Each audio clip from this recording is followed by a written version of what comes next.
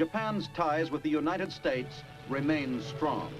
Those ties, made of respect and trust and cooperation, started building immediately in the occupation, when the Japanese first met the American forces and learned their purpose. They found that instead of coming as conquering masters to their homeland, the Americans came instead as friends to help the Japanese clear new paths toward peace and prosperity.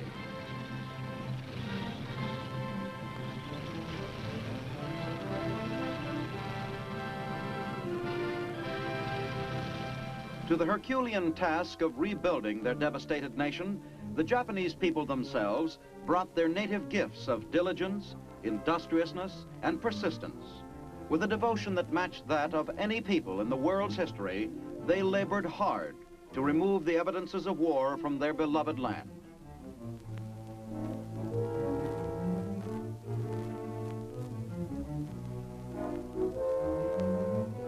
To aid them in this task, the United States brought assistance and encouragement. Japan's new constitution, compiled under American guidance, laid the framework for democracy.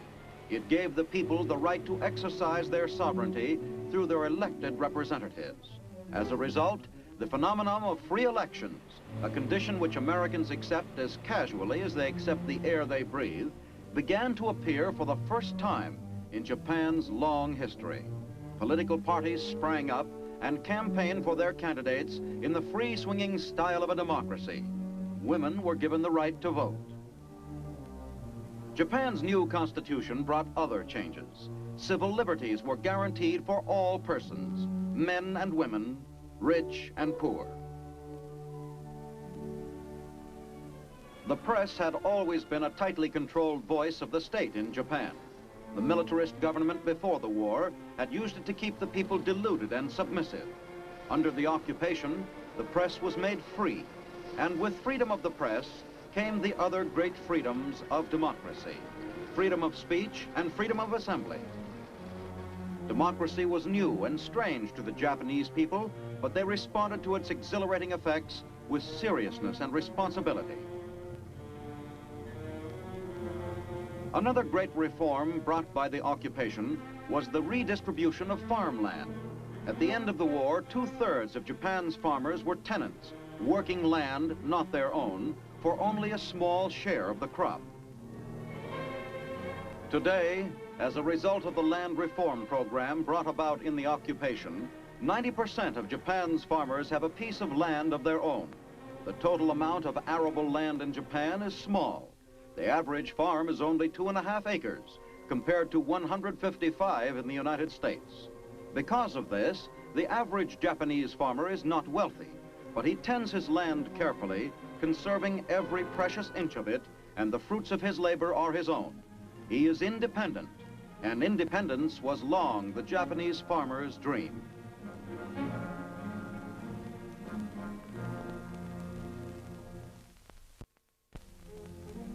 To help rebuild Japan, the United States supplied help in tangible form, as well as political and economic guidance. During the occupation, we gave Japan more than $2 billion worth of aid, including food. For the war had all but shattered Japan's economy, and a hungry people cannot learn democratic ways very quickly. The task of reconstructing the devastated nation was slow and difficult, with many heartbreaking setbacks, like the floodwaters which rolled up from the sea carrying misery and destruction. Floods engulfed Japan in various sections, but each place the tragic story was the same. After the tides had subsided, acre after acre of carefully tended farmland lay covered. Entire communities were isolated. When catastrophe like this struck, the occupation forces rushed emergency aid to the stricken communities.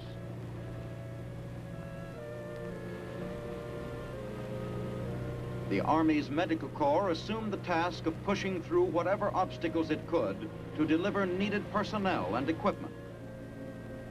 Nurses and doctors to care for the sick.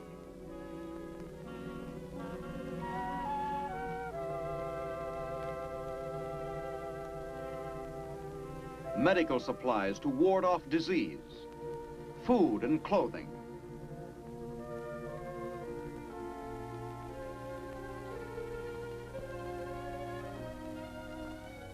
Under the stimulus of American aid, Japan's industry began to revive, slowly at first, and often literally from scratch. Materials were scarce, but the industrious Japanese people have a great amount of ingenuity, and they accepted what little they had and built from that. The lowly tin can, for instance, discarded at American military bases and salvaged by the Japanese, became raw material in the revival of Japan's important toy industry.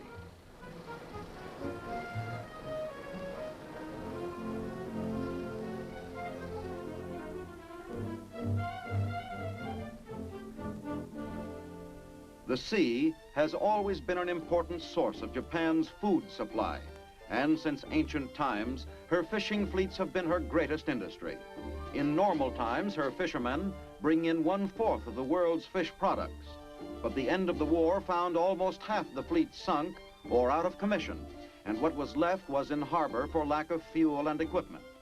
Occupation authorities put fishing high on the list of industries needing help, and once more the coastal waters around Japan are filled with vessels, carrying fishermen who comb the sea for one of the most important staples in the Japanese diet.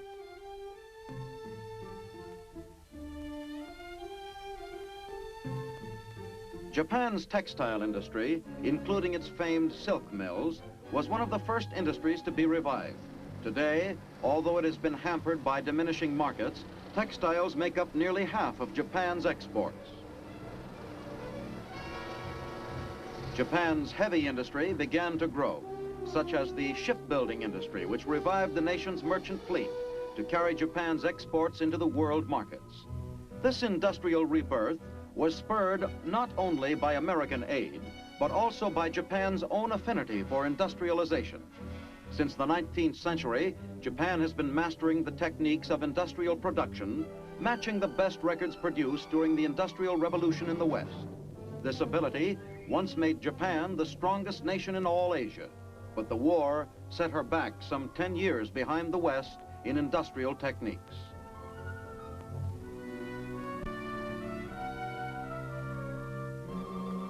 She suffered from old plants and equipment and lack of contact with technical advances elsewhere in the world.